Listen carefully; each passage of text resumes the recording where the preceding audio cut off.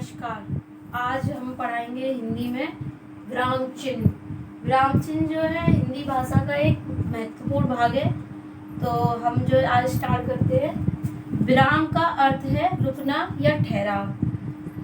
भावों की प्रधानता के आधार पर जिह्वा द्वारा जो रुकना या ठहराव करना पड़ता है उसे हम विराम कहते हैं। अर्थात भावों की प्रधानता के लिए जिह्वा द्वारा किया गया रुकना या ठहराव को हम विश्राम कहते हैं। और उसी विश्राम को लिपि द्वारा जब हम संकेतों के माध्यम से व्यक्त करते हैं तो उन्हें विराम चिन्ह कहते हैं। विराम चिन्ह जो है श्री कामता प्रसाद गुरु ने विराम चिन्ह जो हमारे कितने बताए हैं? 20। कितने बताए हैं? 20 विराम चिन्ह बताए हैं। तो पहला है हमारा अल्प विराम। अल्प विराम इसको ऐसे करते हैं, बनाते हैं। अल्प विराम को इंग्लिश में कॉमा कहते हैं। अल्प विराम जो है थोड़ी देर रुकना या ठहरना, इसको हम अल्प विराम कहते हैं। जैसे हमने कोई शब्द लेते हैं, हम बहुत सारे लोगों को एक साथ इंडिकेट करेंगे। जैसे करेंगे हम अर्जुन, फिर कॉमा लगाएंगे नकुल, फिर कॉमा लगाएंगे सहदेव, फिर कॉमा लगाएंगे, फिर जो कहेंगे अर्जुन नकुल सहदेव और भीम आओ। यानी कि अगर हम सबको एक साथ बोल देंगे अर्जुन नकुल सहदेव और भीम आओ, तो जो है बोलना तो इजी है, लेकिन संकेतों के माध्यम से सब में कॉमा लगाएंगे ताकि ये पता पड़े कि हम 4 लोगों को बुला रहे हैं, ना कि एक लोग को। ठीक है। इसके बाद आता है दूसरा, आता है अर्धविराम। अर्धविराम, ये अर्धविराम को हम ऐसे डिनोट करते हैं। अर्धविराम जो है हम यूज करते हैं विकल्पात्मक के रूप में। यानी कि जब हम कभी किसी को प्रेशराइज करके कोई बात कहते हैं तो हम अर्धविराम करते हैं। जैसे कि हमारा है अब खूब परिश्रम करो। यहाँ पे हम अर्धविराम लगाएंगे। परीक्षा निकट है। यानी कि अगर हम यहाँ ये नहीं लगाते हैं अब खूब परिश्रम करो, परीक्षा निकट है, एक बात में हो गया। लेकिन हमारा यहाँ विकल्प क्या हो गया? जब हम किसी चीज पे ज्यादा जोर देते हैं, मान लो अब खूब परिश्रम करो, परीक्षा निकट है, परीक्षा के निकट है, इसीलिए हम जो है खूब परिश्रम करेंगे। इसके बाद हमारा तीसरा आता है जो है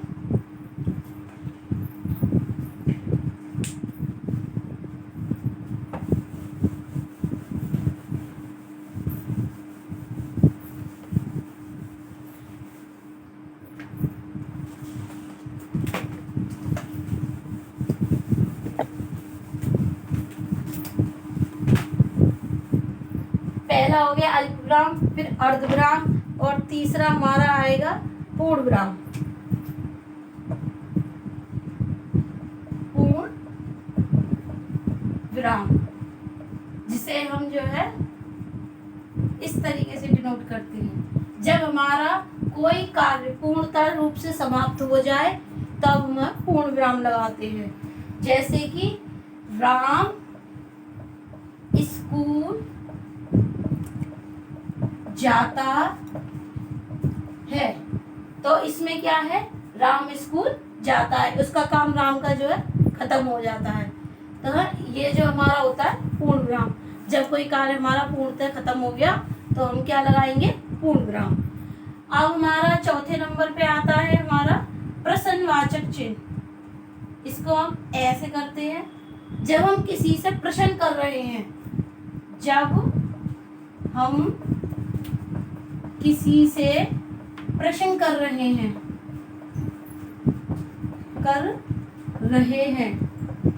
तब हम कौन सा चिन्ह लगाते हैं? प्रश्नवाचक चिन्ह। तो ये भी हमारा एक विराम चिन्हों में आता है, प्रश्नवाचक चिन्ह। तो ये हम कब कब लगाते हैं? जब हम किसी से कोई प्रश्न कर रहे हैं। तो कैसे प्रश्न करेंगे? जैसे कि एक मान लो तुम दिल्ली कब जाओगे? प्रश्नवाचक चिन्ह हो गया। राम क्या खाता है? प्रश्नवाचक चिन्ह हो गया। उसी के साथ आगे हमारा आता है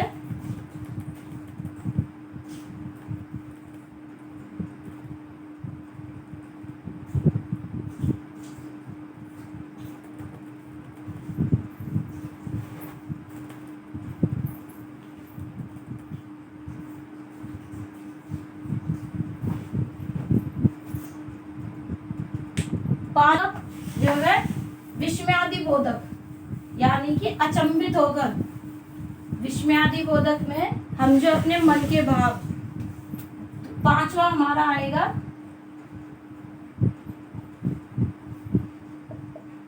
विस्मयादि बोधक, यानी इस तरीके से।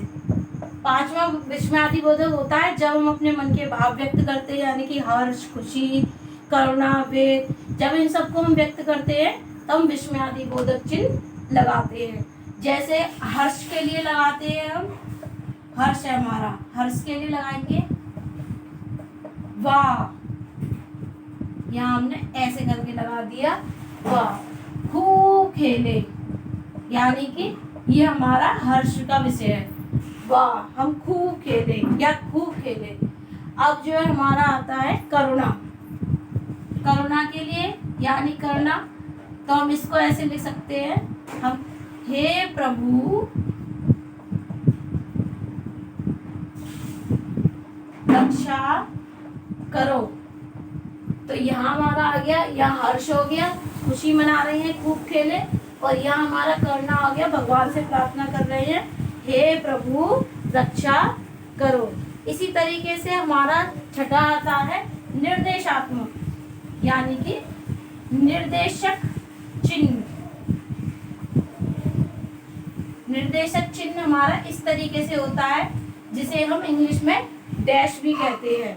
निर्देशक चिन्ह हम जब भी प्रयोग करते हैं जब हम किसी दूसरे को आज्ञा दे रहे हैं या किसी के बारे में हम बता रहे हैं। जैसे कि हमने यहाँ पे कहेंगे उसने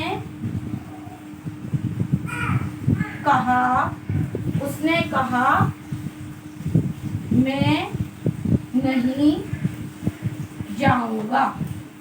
तो यहाँ पर जो है हमारा एक साधारण वाक्य हो गया, उसने कहा मैं नहीं जाऊंगा, नॉर्मली है। लेकिन जब हम इसे निर्देश के रूप में चिन्हों से व्यक्त करेंगे तो यहाँ हम इस तरीके से लिखेंगे उसने कहा। किसने कहा? उसने कहा। तो उसने कहा तो तभी तो कह रहा है मैं नहीं जाऊंगा, तो यहाँ आ जाएगा इस तरीके से, मैं नहीं जाऊंगा। उसने कहा मैं नहीं जाऊंगा। तो निर्देशक चिन्ह जो है ये जब हम किसी को निर्देश देते हैं या किसी के मन के भावों को बताते हैं, किसी के बारे में बताते हैं, तब जो हम निर्देशक चिन्ह का प्रयोग करते हैं। सातवां आता है हमारा संयोजक चिन्ह। संयोजक चिन्ह ये निर्देशक चिन्ह से थोड़ा सा छोटा होता है। जब दो पदों को एक साथ मिलाते हैं, जब दो पदों को हम समानता दो पक्षों को एक साथ जोड़ते हैं, जब दो पद या पक्षों को हम एक साथ जोड़ते हैं,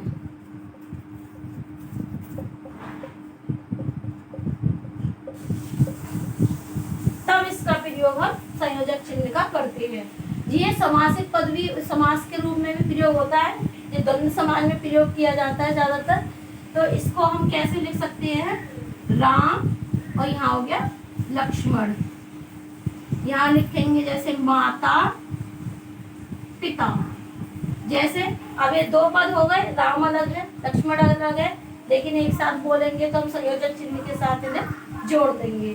जैसे एक और आ जाता है हमारा सुख दुख। इसी तरीके से अब हो गए 7। आगे हमारा नेक्स्ट है कोष्टक। इसका प्रयोग हम शब्द के अर्थ को,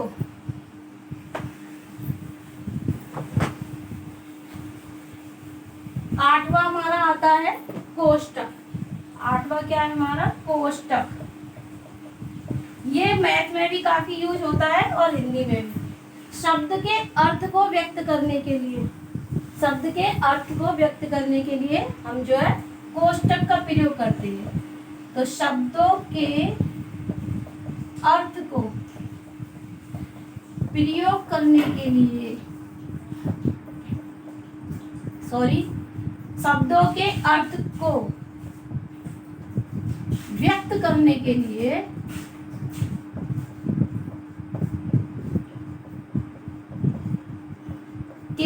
कोष्टक का प्रयोग हम करते हैं। जैसे कि मान लो हमने लिखा सुमित्रा नंदन। ये सभी को पता है सुमित्रा नंदन कौन है? लक्ष्मण है। अब हम उसे कोष्टक में लिख देंगे लक्ष्मण, ठीक है। और हमने जैसे यहां लिखा कौनते, कौनते कौन थे? कोष्टक में हो गया अर्जुन। हाँ, तो यानी कि शब्दों के अर्थ को व्यक्त कर रहा है ये। हाँ, जैसे हमने यहाँ लिख दिया वर्ण, वर्ण को अक्षर भी कहते हैं। हाँ, तो इसी तरीके से शब्दों के अर्थों को प्रयोग करने के लिए जिस वस्तु का हमें यूज करते हैं उसे हम क्या कहते हैं? कोष्टक। अब हमारा 9वां आता है उद्धरण चिन्ह या अवतरण चिन्ह।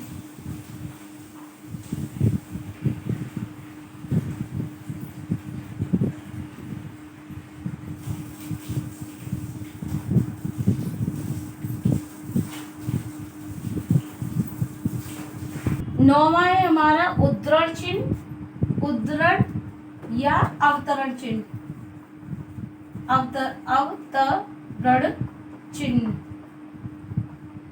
इसका क्या होता है? जब हम शब्दों को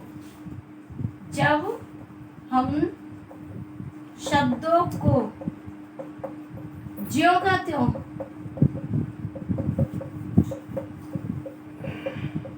लिख देते हैं तो उसे हम उद्धरण चिन्ह या अवतरण चिन्ह कहते हैं। इसके 2 रूप होते हैं। पहला होता है हमारा एकल उद्धरण। एकल उद्धरण में क्या है? जब हम किसी कवि या कवि का उपनाम, पुस्तक का नाम या पत्रिका का नाम या कविता का शीर्षक, इन सब चीजों को व्यक्त करते हैं तब हम एकल उद्धरण का प्रयोग करते हैं। जैसे आ गया जो हमारा यहाँ देखिए राम चरित्र मानस के रचयिता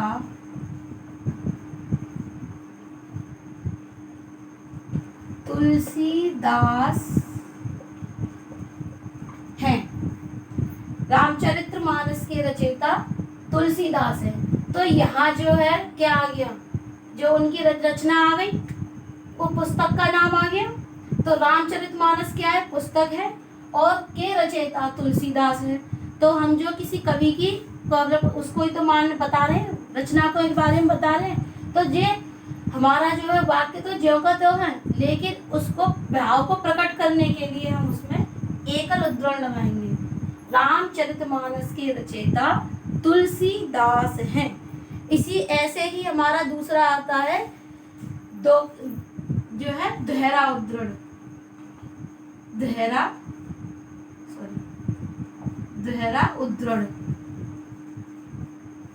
इसको जो हम इस तरीके से, जैसे हम एकल उद्धरण ये था और दोहरा उद्धरण इस तरीके से हम व्यक्त करते हैं। जब किसी व्यक्ति या विद्वान के पुस्तक के अवतरण या वाक्य को ज्यों का त्यों उद्धृत किया जाता है या रख दिया जाता है तो उसे हम दोहरा उद्धरण करते हैं।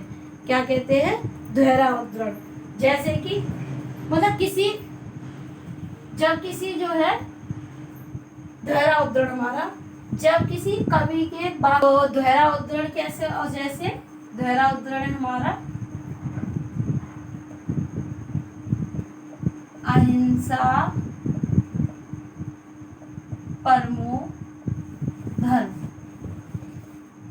तो इसको हम इस तरीके से दोहरे उद्धरण के रूप में व्यक्त कर देंगे।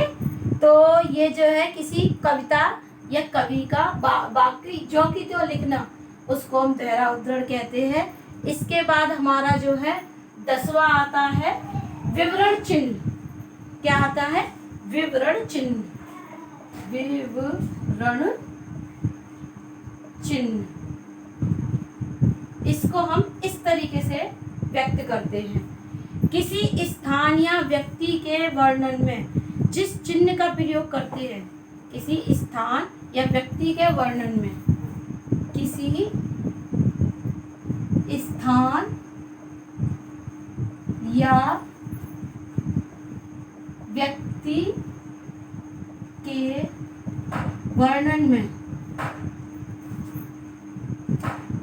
जिस चिन्ह का प्रयोग करते हैं,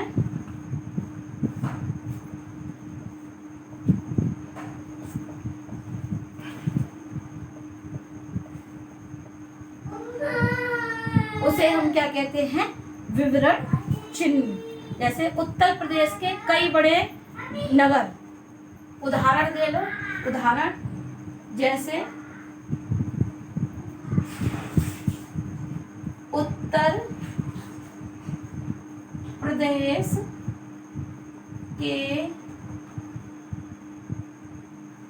कई बड़े नगर।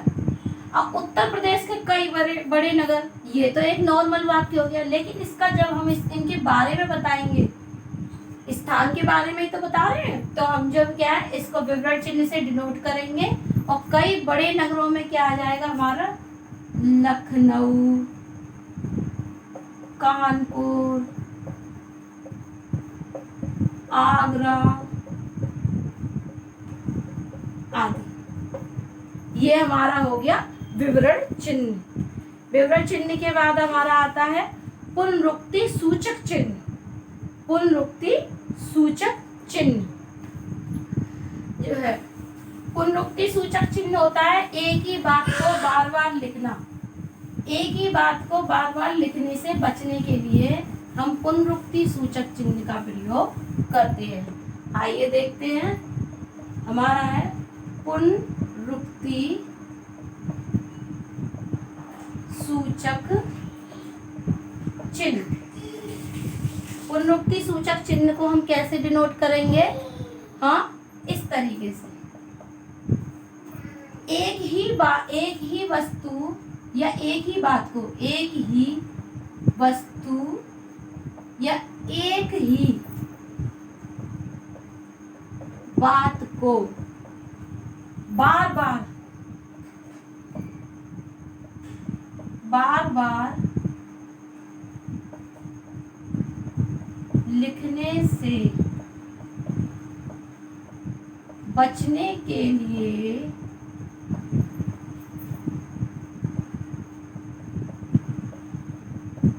पुनरुक्ति सूचक चिन्ह का प्रयोग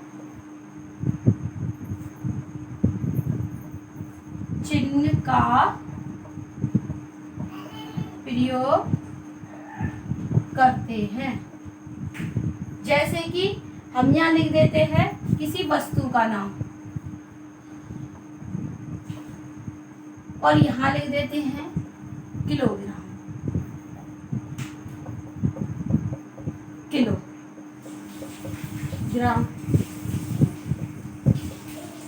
किलोग्राम किसी वस्तु का नाम हो गया, और वो जो हमारा हो गया किलोग्राम में।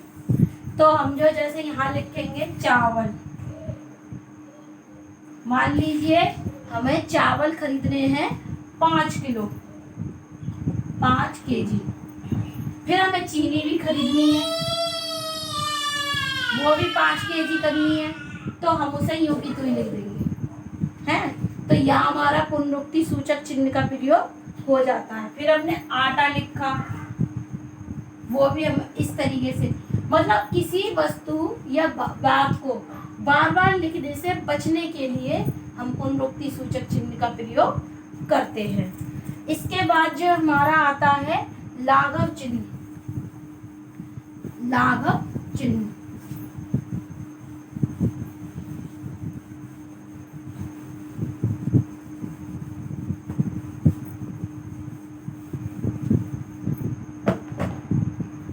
बार बार है हमारा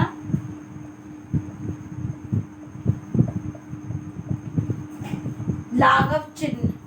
लाघव चिन्ह को हम इस तरीके से डिनोट करेंगे।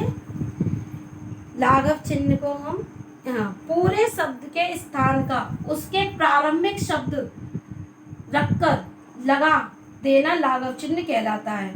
मतलब पूरे शब्द के स्थान पर उसका प्रारंभिक शब्द लगाकर और एक बिंदी सी लगा देना, हम जो उसको क्या कहते हैं, पूरे शब्द के स्थान पर एक मतलब एक पहला अक्षर लिख करके पूरे शब्द के स्थान पर पहला शब्द लिखकर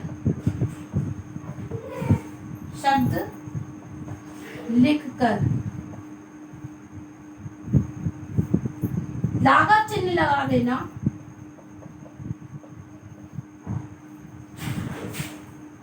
क्या कहलाता है? लाघव चिन्ह कहलाता। पूरे शब्द के स्थान पर ये लगा देना, मतलब ये लगा देना मान लाघव चिन्ह कहलाता है। जैसे कि अगर हम लिखेंगे प्राथमिक विद्यालय, हमने ये लिखा, काफी बड़ा हो गया भाई। अगर हम इसे लाघव चिन्ह से डिनोट करेंगे तो प्रा बना के यहाँ ये रख दिया और ये प्राथमिक विद्यालय, बात वही है लेकिन चिन्हों की सहायता से थोड़ी छोटी हो गई। आगे देखिए, अगर हम जो है लिखते हैं विकास खंड, तो हम जो है इसको इस तरीके से भी लिख सकते हैं, विकास खंड। हो गया हमारा लाघव चिन्ह। पूरे शब्द के स्थान पर पहला शब्द लिखकर और चिन्ह लगा देगा, अर्थ वही रहेगा, तो उसे हम क्या कहते हैं? लाघव चिन्ह। अब आता है हमारा लोप चिन्ह। इसके बाद लाघव चिन्ह के बाद आता है हमारा लोप चिन्ह।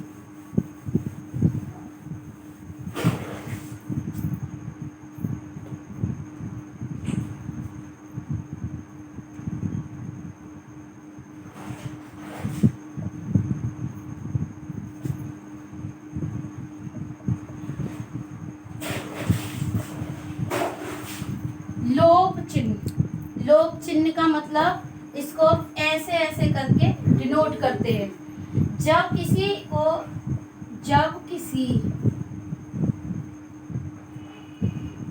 वाक्य को लिखते समय कुछ छूट जाए,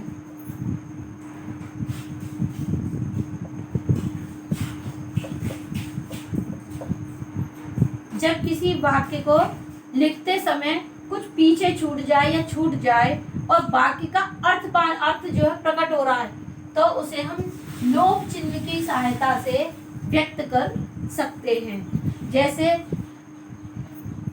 जो है उदाहरण लेते हैं हम,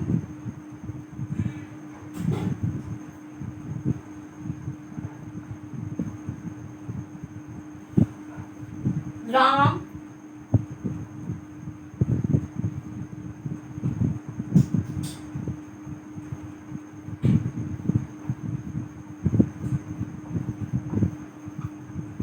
राम रोज स्कूल जाता है। कहाँ जाता है? राम रोज स्कूल जाता है। तो जो है राम कहाँ जा रहा है? स्कूल। हम इसे इस तरीके से भी लिख सकते हैं, राम जाता है।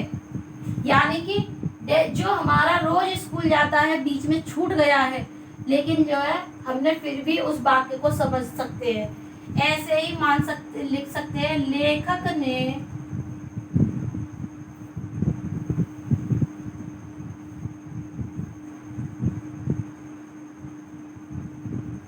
ऐसी कई पुस्तकें लिखी। तो लेखक ने डैश डैश करके ऐसी कई पुस्तकें लिखी। तो जो है यहाँ क्या हो गया, ये जो हमारा लोप चिन्ह हो गए। ऐसी कई पुस्तकें लिखी, कैसी लिखी, अच्छी भी हो सकती है, बुरी भी हो सकती है, लेकिन यहाँ शब्द जो हमारा जो है छूट गया। लेकिन हमें ये पता पड़ रहा है कि हम यहाँ पुस्तकों के बारे में कह रहे हैं। उसी प्रकार राम स्कूल जाता है, राम जाता है, स्कूल छूट गया, लेकिन इस शब्द से हम ये पता कर सकते हैं कि राम कहीं ना कहीं जा रहा है। तो ये हमारा हो गया लोप चिन्ह। इसके बाद हमारा चौथा आता है पाद चिन्ह। 14वां आता है पाद चिन्ह। पाद चिन्ह इसको ऐसे करके डिनोट करते हैं, पाद चिन्ह या रेखांकित चिन्ह भी कहते हैं। जिन शब्दों पर अत्यधिक ध्यान दिया जाता है वाक्य में, जिन शब्दों पर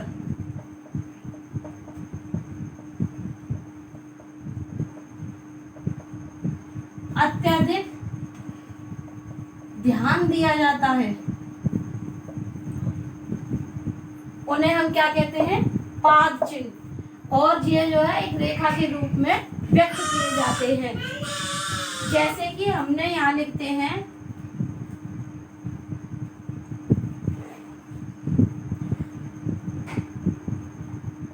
भगवत गीता एक महान ग्रंथ है। तो यहाँ हम महान के नीचे चिन्ह लगा देंगे। तो ये हमारा जो हो गया, क्या हो गया, भगवत गीता एक महान ग्रंथ है। यानी कि जो है ये पाद चिन्ह, रेखांकित चिन्ह गीता, भगवत गीता को महान होने को व्यक्त करता है। इसी के साथ हमारा आगे आता है दीर्घ उच्चारण चिन्ह। दीर्घ उच्चारण चिन्ह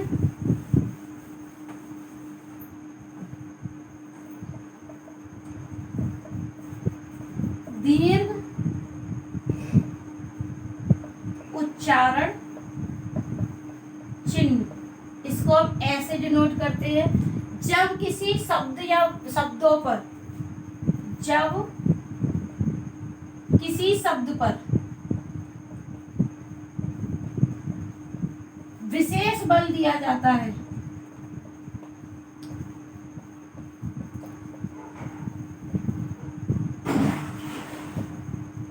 जब किसी शब्द पर विशेष बल दिया जाता है तब वहां दीर्घ उच्चारण चिन्ह का प्रयोग करते हैं। जैसे कि हम लिखेंगे हे राम। नॉर्मली हम ये भी लिख सकते थे हे राम, लेकिन यहाँ हे राम नॉर्मल भी जैसे कह रहे हैं, लेकिन हम यहाँ ऐसे करके लिख दे रहे हैं हे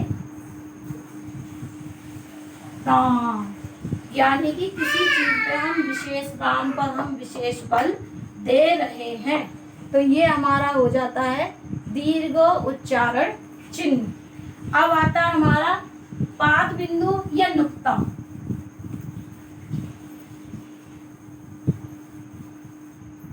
सोलवा आता है हमारा पाद बिंदु या नुक्ता।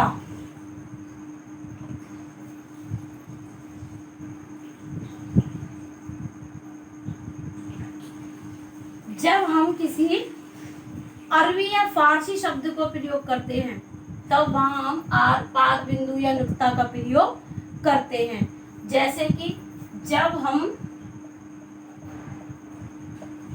अरबी या फारसी शब्द का प्रयोग करते हैं तब हम वहां पर पाद बिंदु या नुक्ता का प्रयोग करते हैं।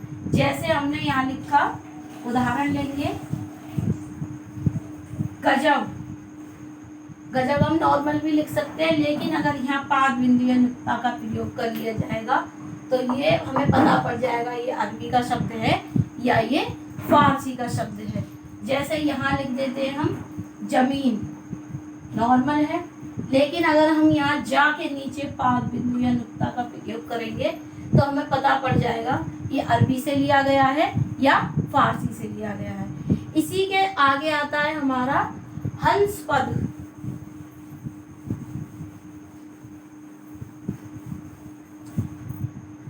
सत्रहवां हमारा है हंस पद। इसे इस तरीके से डिनोट करते हैं, जब वाक्य को लिखते समय कोई शब्द छूट जाता है तब हम इसका प्रयोग हंस पद का प्रयोग करते हैं। जब वाक्य लिखते समय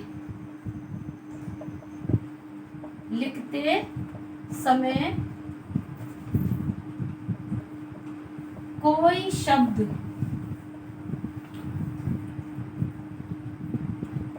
छूट जाता है तब हम किसका प्रयोग करते हैं? हंस पद का प्रयोग करते हैं। जैसे रमेश एक बहादुर लड़का है। अब मान लो हम यहाँ हंस पद का प्रयोग कैसे करेंगे? रमेश एक लड़का है। ऊपर के वाक्य में क्या है? रमेश एक बहादुर लड़का है, और नीचे हमने क्या लिख दिया? रमेश एक लड़का है। कैसा लड़का है रमेश? बहादुर। तो बहादुर को हंस पद लगाकर ऊपर लिख देते हैं। तो ये जो है क्या हो गया हमारा हंस पद का प्रयोग। आगे आता है हमारा 18वां टीका सूचक चिन्ह।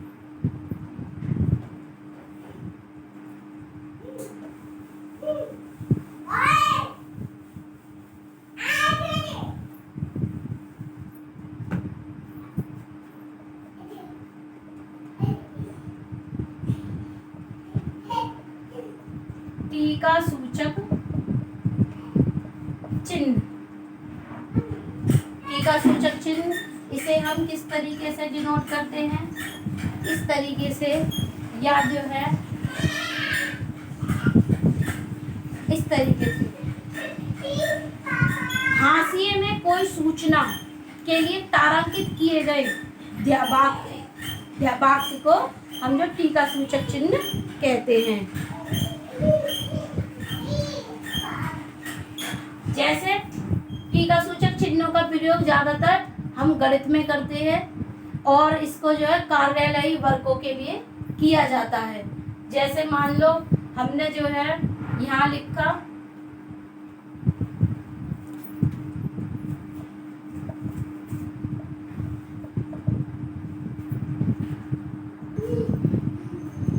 आगे हमारा 18वां आता है टीका सूचक चिन्ह। इसका प्रयोग जो है हम कहाँ करते हैं? पृष्ठ के नीचे हाशिए में किसी तारांकित व्यक्ति को, वस्तु को व्यक्त करने के लिए ज्यादातर इसका प्रयोग कहाँ करते हैं? कार्यालयीय कामों में किया जाता है। हिंदी में इस और मैथ में किया जाता है। हिंदी में इसका विशेष कोई यूज नहीं है, इसीलिए हम जो है आगे बढ़ते हैं। और अब हम आते हैं 19वें पर, यानी कि अब हम आते हैं तुल्यता सूचक चिन्ह। तुल्यता सूचक चिन्ह इसको इस तरीके से डिनोट करते हैं। शब्दों में दिखाने या गणित में तुल्यता सूचक चिन्हों का प्रयोग किया जाता है। शब्दों में दिखाने का क्या मतलब है?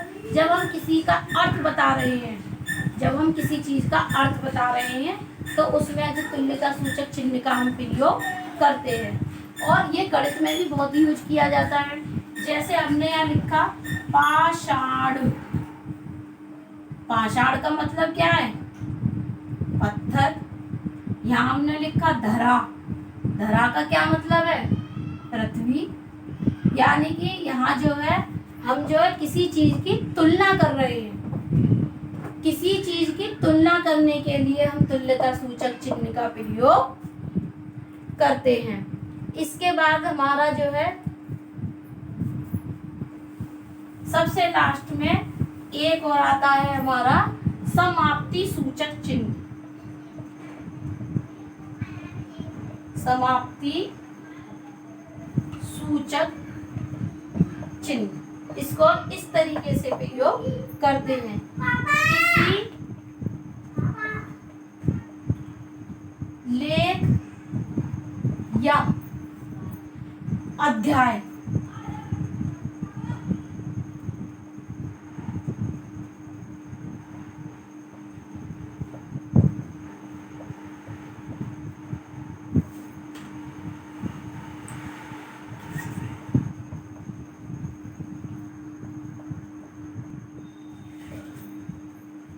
समाप्ति सूचक चिन्ह किसी लेख या अध्याय की समाप्ति पर इसका हम प्रयोग करते हैं। जैसे क्या कहते हैं,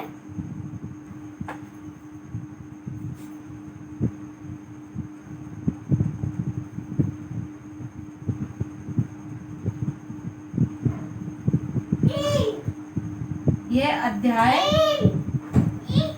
समाप्त हुआ, तो यहाँ इस तरीके से ये चिन्ह लगा देंगे।